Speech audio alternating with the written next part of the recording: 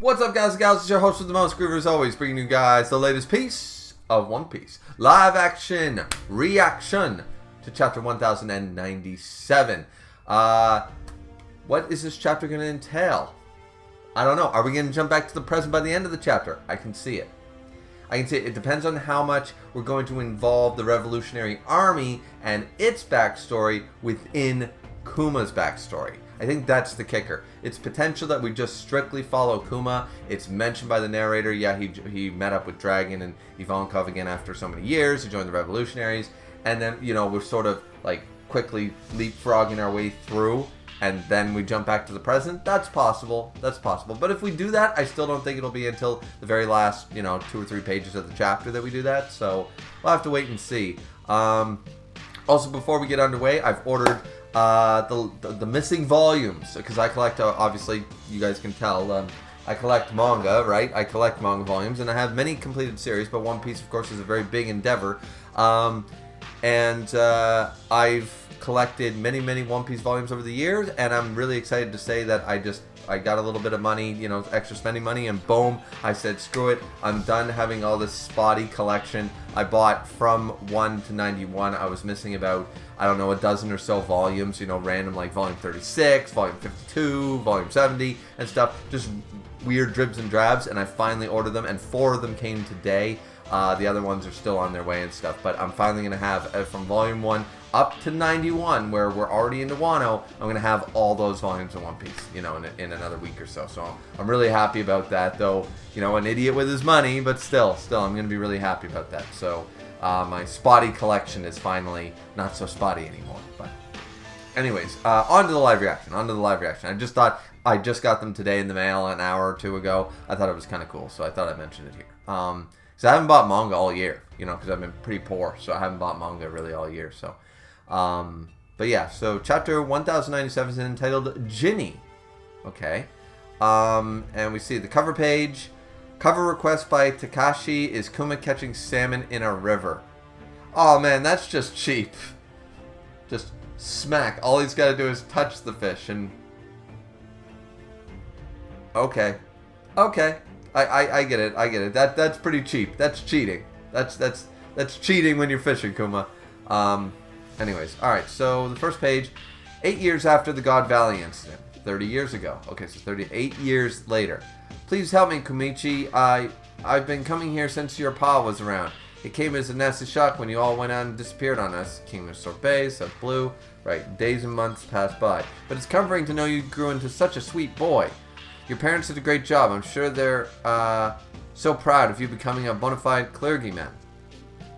Pastor Bartholomew Kuma at 17 years old. Oh, doesn't he look... He looks like a happy man. As I said last time, Kuma was happy. Remember, he had many years as a happy man.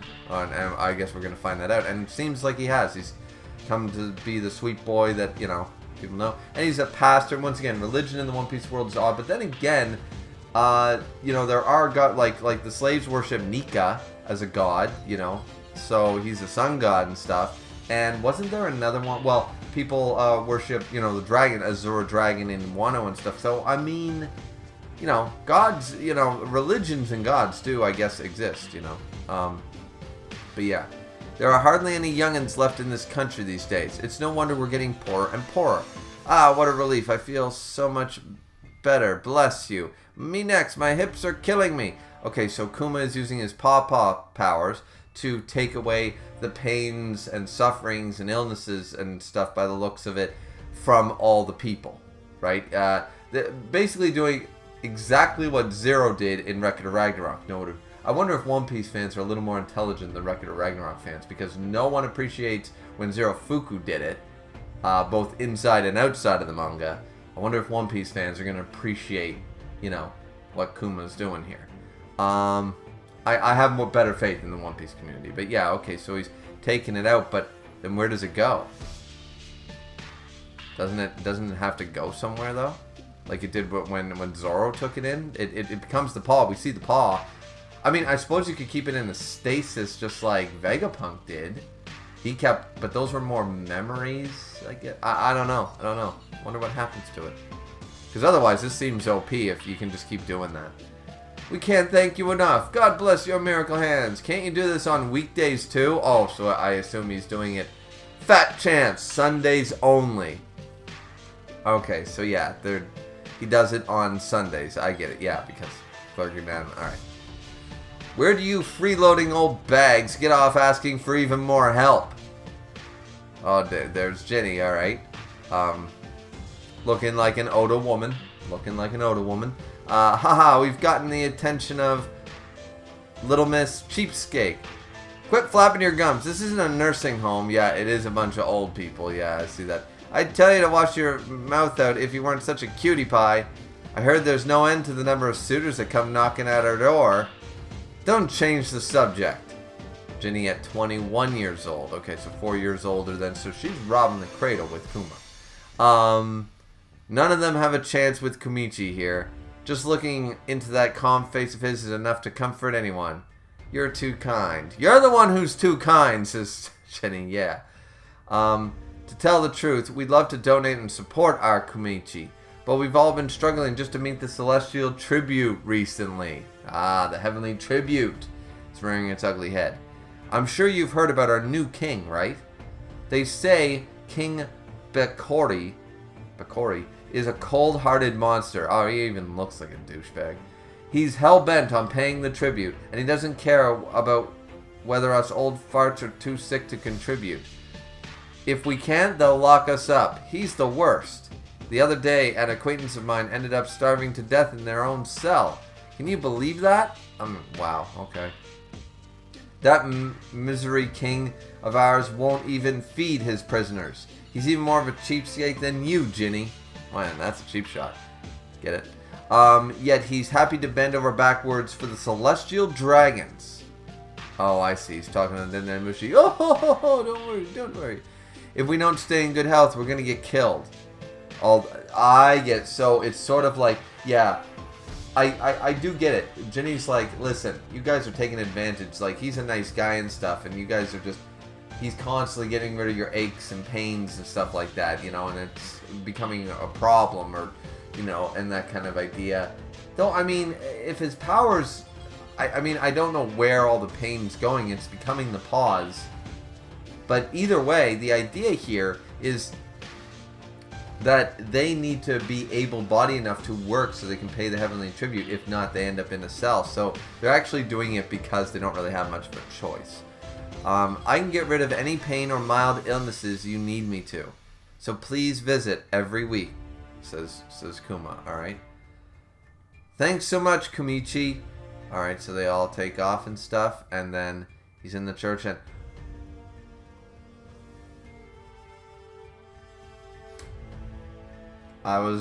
Okay. I don't know why I didn't think of this. Well, actually, I sort of did, but I didn't think far enough into it. This is literally zero. This is literally Zero Fuku. Kuma's gonna take all the pain. He took the suffering away, but he needs to take it. He can't leave this. I don't know why he can't leave it, because it seems like the one in Vegapunk's lab. But then again, the one in Vegapunk's lab is probably sustained with the machines and technology and stuff, and obviously right here they don't have that, so okay, yep, I get you. All right, so he is gonna pull a Zoro every week, so I wonder,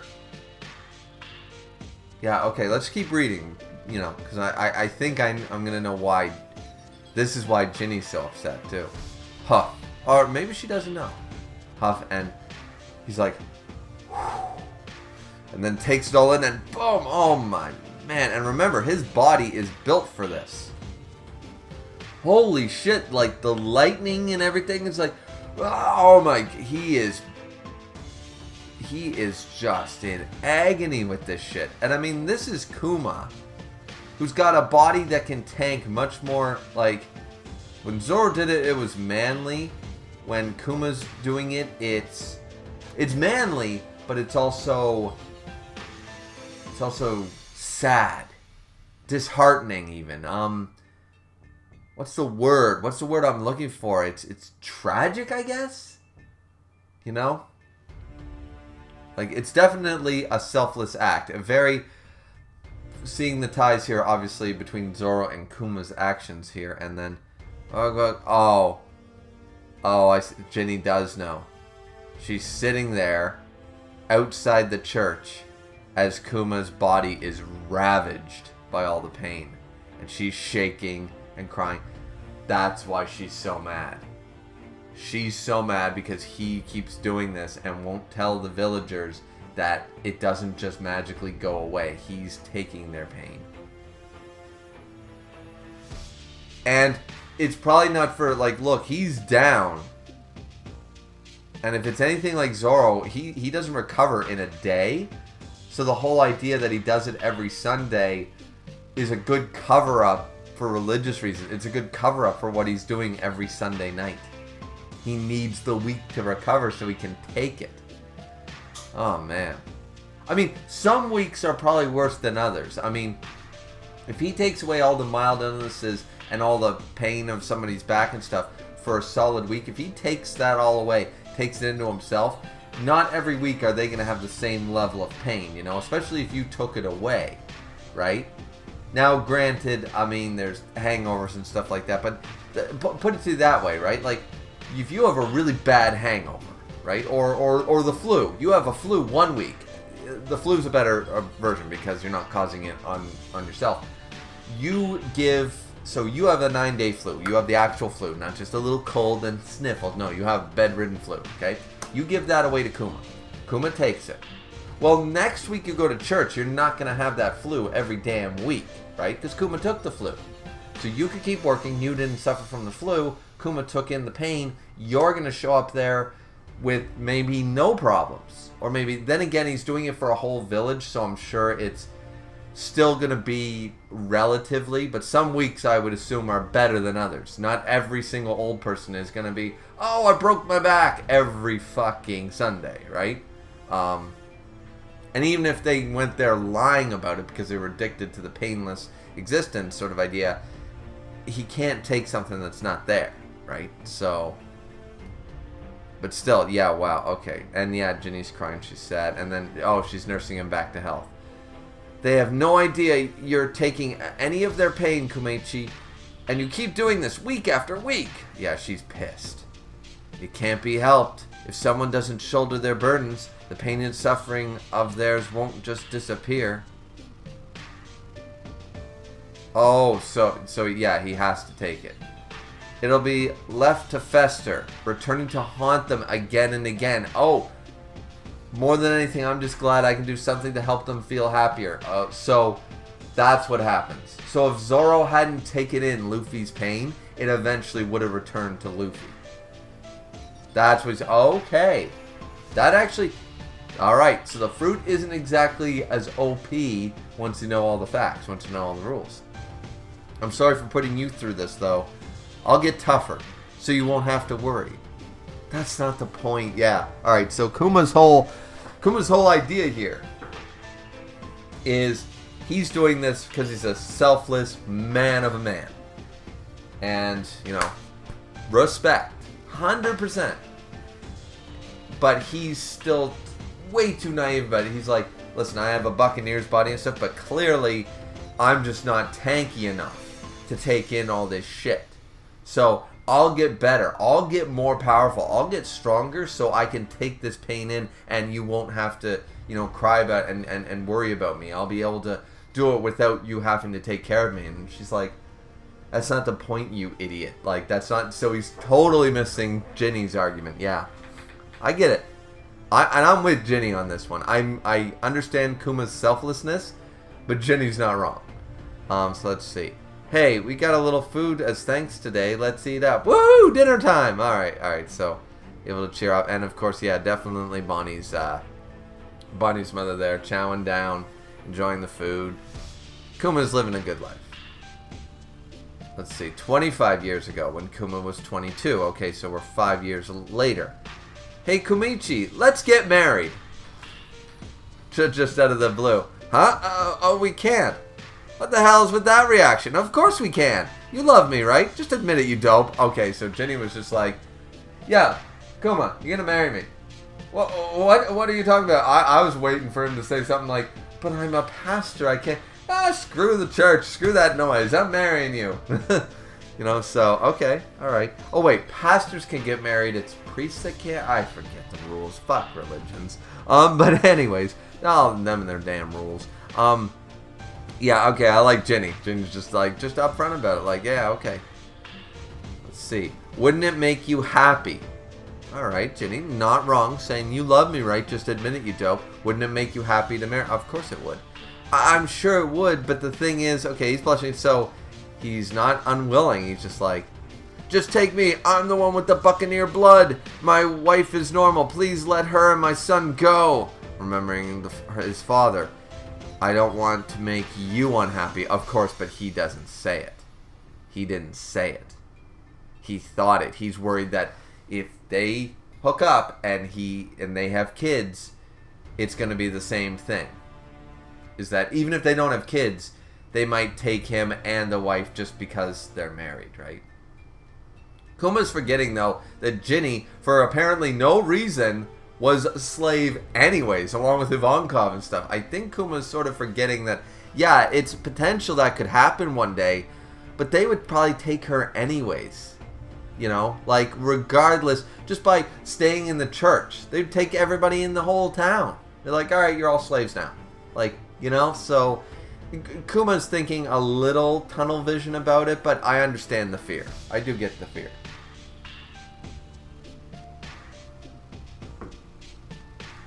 Alright. Let's see. Look at this. Alright, so we're moving on. I assume they did get married? Or... oh no, he's changing the subject. I still assume they got married. Look at this. It's another article from those freedom fighters. Revolutionary Army, okay. They finally issued wanted posters for them. Are we going to get Dragon's... I mean, once again, if we get Dragon's bounty, it's probably not going to be as high as people want. But remember, this is 25 years ago, before he was the most wanted man. After they incited riots in several countries. Dragon. There's Dragon. Oh, we're not going to get the more. Oh, I don't think we're going to get the number. He's so cool. He's like a hero, but he doesn't have his tattoo yet. Oh, and if this is 25 years ago, this is before he hooked up with Luffy's mom. Because Luffy in the current story is 19? 17? Either way, he's under 20 years old. If this was 25 years ago, Dragon has at least another 5 years before he hooks up with... Granted, he could still be with Luffy's mom, but it's 5 years before he had a kid. At the very least. At least 5 years. So, because Luffy's not 20 yet. So, one day I want to head out to sea and dedicate my life to saving people too, which of course he's already doing. Hello? Is anyone home? Oh, there's a knock on the door. Ginny, our sweet muse. We had a massive haul today. Please help yourself.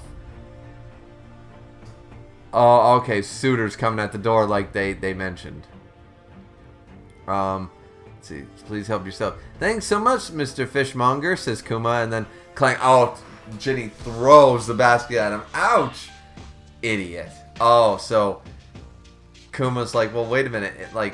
Okay, so it's all going above his head. Ginny's like, yeah, so they're coming for me. They want me. Like, look at me, damn. Like, this shit was handcrafted by God. Goda, but God, nonetheless. Like, they're gonna keep coming. I want to get married to you, and then they'll stop fucking showing up, you know? So, yeah. I mean, that's probably just once again, that's not the reason she wants to marry Kuma, but it's probably a perk, you know? And Kuma, all this flying over Kuma's head. Yeah, idiot. Alright, then 22 years ago, something major happened. Oh, wait, whoa, what's going down? The people you've kidnapped, let them go. Oh, Kuma's got his hat now. Kuma's got his hat. Save us, Kumachi. Oh, man, what's happening? Castle town of the Kingdom of Sorbet when Kuma was 25. What are you yelling about, you big oaf? Are you trying to pick a fight with the royal army? That's treason, you know. He's apparently a pastor from the church in the southern province. Hey, pastor, didn't you hear about the new law? We're allowed to do whatever we want to you southerners. You're planning on enslaving them? Oh, I mean, slavery and Kuma is a big... I won't let this pass. Whoa, he's a rebel. Oh, damn. It's like, yeah, alright, it's pawpaw time. My liege, this new policy, the people find it hard to swallow. It is of... Oh, man, this guy just looks douchebaggy. Once again, he just looks douchebaggy. It is of no consequence. They'll soon grown accustomed to their new status. Before long, it won't bother them. They'll all come to the Southerners and see them for the vermin that they are. I really need to be swirling some, like, really pompous, like, something, not red wine, because that's badass. Not white wine, because that tastes better. Not bourbon, that's better. I need something snobby. Cognac. I need to be swilling cognac. With caviar in the other hand. Yeah. That's this douchebag. Alright, so, let's see. From this day forward, the borders of Sorbet shall stop at the edge of the northern province. The amount of celestial tribute is decided by a country's population, you see. Oh, what? Will no longer be weighed down by all the old fossils in the south. We must cut out this cancer so the fittest of the glorious nation can thrive.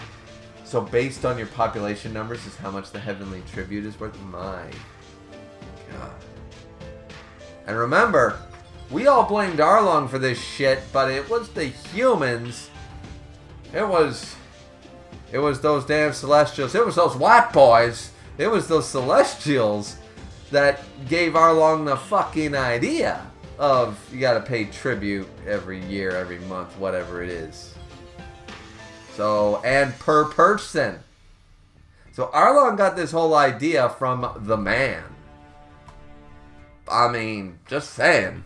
Arlong is a product, and we already know this, but Arlong is quite literally, it doesn't excuse what he did, but you can understand the reasonings behind his actions and how he feels and what he did, because he is a literal product of the bad side of the world of the world government.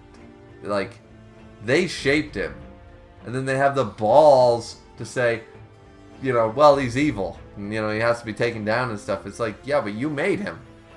This is on you guys, you know. So yeah, so basically the Kingdom of Sorbet became Korea overnight, with, you know, North Korea being evil and South Korea being, you know, then again, Syngman Rhee was a horrible person, so, I mean, not exactly as cut and dry, but basically that's what happened here. So the Sorbet Kingdom became Korea, and in jail, wait, how did they get Kuma? I know he's only 25 at this point, but how the hell did these random royal fodders...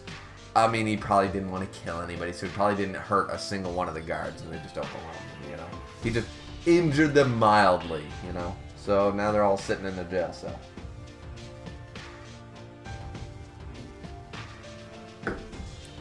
So Kuma says, tell me, what made them arrest you too? We raised hell trying to get them to free you, Kamichi. Oh, there's Ginny. Oh, there's all the folks, yeah. I feel like I recognize these guys here. But they gave us a thrashing in the end. He. We're just happy to be together. And we got a double page spread. I already see Ivanka over there. So let's get to that.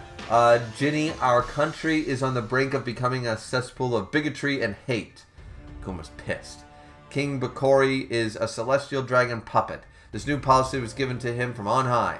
If you plan on starting a rebellion, you'll be signing up to fight the world government as well. Whoa, who are these guys? God, your majesty, we must flee! Okay, we're jumping ahead here a little bit because they're blowing shit up. And there's Dragon and Ivankov. As if we would let you escape. This is what you will get, you wannabe celestial dragon. You make me sick. Okay, straight up, they murdered the king. Straight up. The king's been overthrown. His slavery laws are no more. Thank goodness, I hated what this country was becoming. And so the mysterious band saved the Kingdom of Sorbet from the corruption of the world government. Looks like the man you recommended went on quite the rampage. You're going to love him, dragon. Kuma, Ginny! Lucky for you, I was in the neighborhood. I see you've come and gotten yourselves caught. No way, big bro.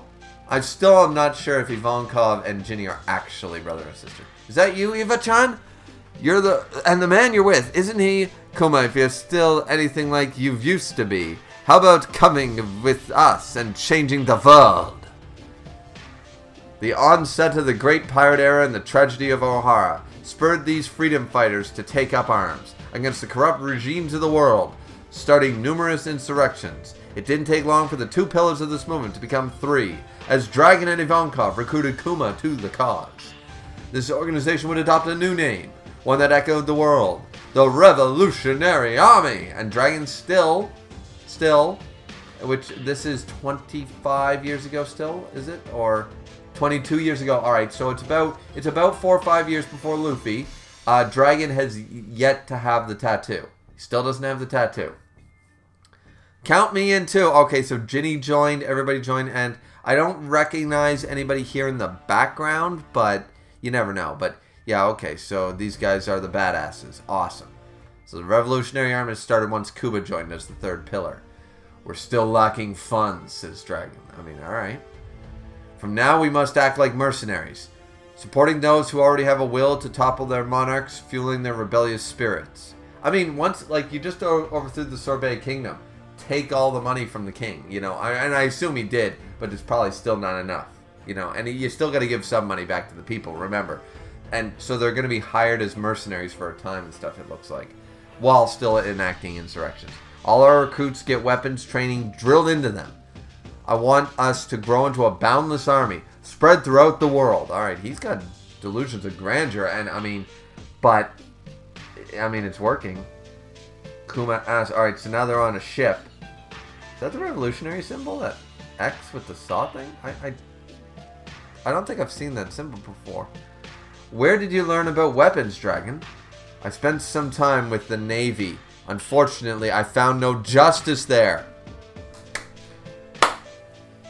Okay, we just got confirmation that Dragon was in the Marines. How high up was Dragon, do you figure? I mean, it's easy to say he would have been a vice admiral, but I don't think so. I think he probably left around the time of becoming either a captain or a rear admiral. Around that time. I don't think he got to vice admiral because he left before he even got promoted that high. Because he said, I spent some time with the Navy and found no justice there. So, alright. Marine or revolutionary? He's a man determined to help others, says Ivankov. There we go. So, Dragon was like following in his dad's footsteps, and he was just like Kobe in the whole Marines are supposed to help people. Kobe has stuck it out even seeing the bad side of the Marines. Dragon saw some shit and just went, nope, this is not what Marines stand for. Let's see. You can rely on me, Dragon. You won't regret joining us. Well, I'll be. Look who's back. I'll be coming home every now and then. I worry about all of you. Okay, so Kuma returned. You're so sweet, Kumichi. And thus, another 8 years would pass. Okay, so 22 years ago, so 8 years, so 16 years ago. So Luffy is born by this point. Luffy's been born. Okay, and Dragon still doesn't have his tattoo, though then again, we haven't seen his face yet. The sun would continue to rise and set like normal until... Okay, and we still don't see... There's Ginny. Another 8 years would come to pass. 8 years, so 2, 6... Yeah, so Luffy's already born for sure at this point. Because it's 14 years ago in a certain kingdom. You look excited, Ginny-san. A certain kingdom. Not saying which one. Isn't it obvious? Can you blame me, though? Alright, we see Ginny. Captain of the Revolutionary Army's Eastern Forces. She's looking pretty badass. We're so close to the day where we get to link up with Kumichi's squadron. I'm so happy I could hardly breathe. Captain Kuma, that lucky dog. He's won the heart of a lady we all admire. Huh? You creeps admire me? Gross. Your words sting. Okay, so... Is Bonnie born at this point? Because remember the age fruit. A lot of people have been saying that potentially Bonnie, that little kid form of hers, is her actual age. And given her childlike behavior for the most part, I'm not against it. Like, because this is 14 years ago. Ginny's still not pregnant. I mean, maybe Bonnie's already born. That's possible. But I mean, you know, I think this is all about confirming that that Bonnie's only so young. Oh, but this means, yeah, okay. Let's see. And oh wait, here's Dragon. Dragon's got his tattoo now. So 14 years ago. So after Luffy was born, Dragon got his tattoo. Revolutionary headquarters at Baltigo. Dragon!